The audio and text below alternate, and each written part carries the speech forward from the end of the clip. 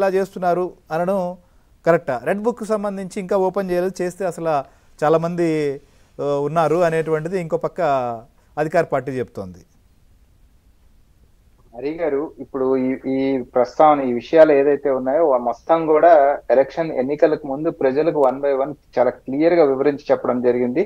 ప్రజలు అర్థం చేసుకున్నారు. సరే, ప్రభుత్వాన్ని మార్చారు. సరే, ప్రభుత్వాన్ని మార్చిన తర్వాత డెఫినెట్ గా ఎక్కడన్నా తప్పులు జరిగినాయి, లేకపోతే ఖచ్చితంగా రూల్స్ కి వ్యతిరేకంగా ప్రవర్తించారు, రాజ్యాంగానికి వ్యతిరేకంగా ప్రవర్తించారు అన్నప్పుడు డెఫినెట్ గా వాళ్ళపైన కేసులు కడతారా, కోర్టు కప్ చెప్తారా, ఏ రకమైన చర్యలు తీసుకుంటారు? ఇది మొత్తం కూడా రాజ్యాంగానికి లోబడి న్యాయ వ్యవస్థకి లోబడే జరగాలి తప్ప మనకి అక్కడ ఏమంటే సిగ్నల్ రెడ్ బుక్ అనగా, రెడ్ అనేది ఒక డేంజర్ సిగ్నల్ మనసుల్లో, అందరి మనసుల్లో. సో ఆ రెడ్ బుక్ అనగానే ఒక భయాన్ని సూచించే పరిస్థితిగా కనపడతా ఉంది. కానీ దాంట్లో తప్పులు మాత్రమే రాసుకున్నాం. రామాంజనేయులు గారు చెప్పిన దాన్ని బట్టి నాకు అర్థమే.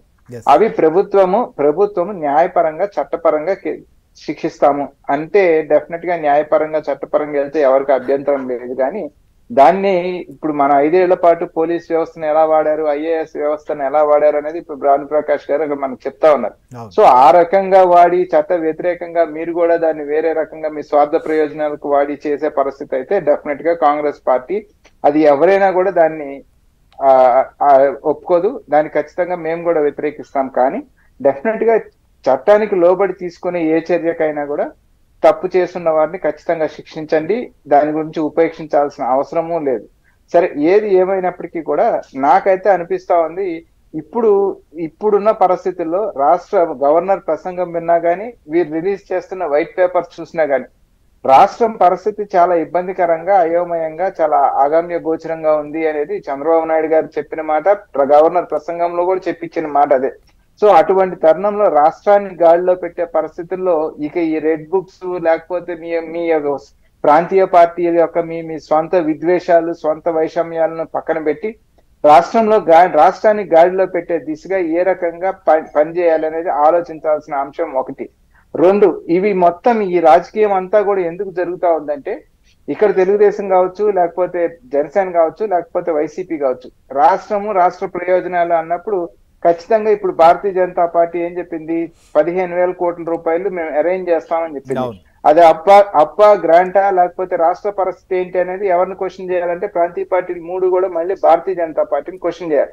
అక్కడ దాన్ని క్వశ్చన్ చేసే ధైర్యం లేక అనవసరంగా మనం ఇక్కడ కొట్లాడి మళ్ళీ 25కి 25 ఎంపీలు, ఇటు వైసీపీ 4 కానీ, అటు జనసేన 2 కానీ, మిగిలిన మన తెలుగుదేశం ఎంపీలు కానీ మొత్తం కూడా భారతీయ జనతా పార్టీకి మీరు పూర్తి మద్దతునిస్తూ ఇవాళ బీహార్ కి సంబంధించి వాళ్ళకి ఎడిషనల్ గా వచ్చింది. సార్, ఇది మనకి ఏం చెప్పినా పోలవరం మేము పూర్తి చేస్తాం, నువ్వు పూర్తి చేయాల్సిన బాధ్యత నీది, పార్లమెంట్ ఒప్పుకుంది, నువ్వు చెయ్యాలి, 10 ఏళ్ళు తాత్సారం జరిగింది, దాన్ని చట్టంలో ఉన్నదాన్ని నేను చేస్తానంటే మనం చంకలు గుద్దుకోవడం ఏంటి?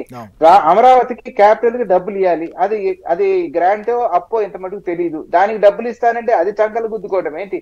రాష్ట్రానికి అదనంగా భారతీయ జనతా పార్టీ ఏం చేసింది, ఈ రాష్ట్రానికి ఏం వనగూర్చిందని క్వశ్చన్ చేయాల్సిన దాంట్లో దీన్ని ముందుకు వస్తే మళ్ళీ భారతీయ జనతా పార్టీ ఎక్కడ ఇబ్బంది పడుద్దు అని భారతీయ జనతా పార్టీని కాపాడడం కోసంగా చేస్తున్న ప్రహసనం రాష్ట్రంలో కనపడతా ఉంది తప్ప నిజంగా రాష్ట్ర ప్రయోజనాలే కనుక ఈ 3 ప్రాంతీయ పార్టీలు ఆశించి అది కాదు కదా సార్, వాళ్ళు వికసిత ఆంధ్రప్రదేశ్, వికసిత భారత్, వికసిత ఆంధ్రప్రదేశ్ ఇదే మా లక్ష్యం అని భానుప్రకాష్ గారు కూడా చెప్తున్నారు. సో గతంలో ఈ ప్రస్తావన కానీ అమరావతి గురించి కానీ లేదా పోలవరం గురించి కానీ లేదు, కానీ ఈ బడ్జెట్ నుంచి అది మొదలైంది అని అంటే ఇక్కడ వారి బాధ్యత ఉంది, ఇక్కడ ఉన్నటువంటి వాళ్ళు కూడా దాన్ని ఫాలో అప్ చేస్తున్నారనే కదా.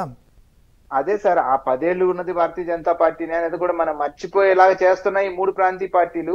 ఆ 10 ఏళ్ళు ఈ రాష్ట్రానికి రాజధాని లేకుండా ఈ రాష్ట్రాన్ని మోసం చేసింది భారతీయ జనతా పార్టీ అనేది వాళ్ళు మర్చిపోవాలి. మనం అందుకోసంగా హెల్ప్ చేస్తా ఉన్నా ఈ 3 రాజకీయ పార్టీలు అంటా ఉన్నా. సో అటువంటి పరిస్థితుల్లో గట్టిగా కొట్లాడి రాష్ట్రానికి తేవాల్సింది పోయి చట్టంలో ఉన్న 2 అంశాలను తీసుకొచ్చి ఒకటి అప్పిచ్చారు, ఇంకొకటి మేము కంప్లీట్ చేస్తామన్నారు నిర్దిష్ట టైం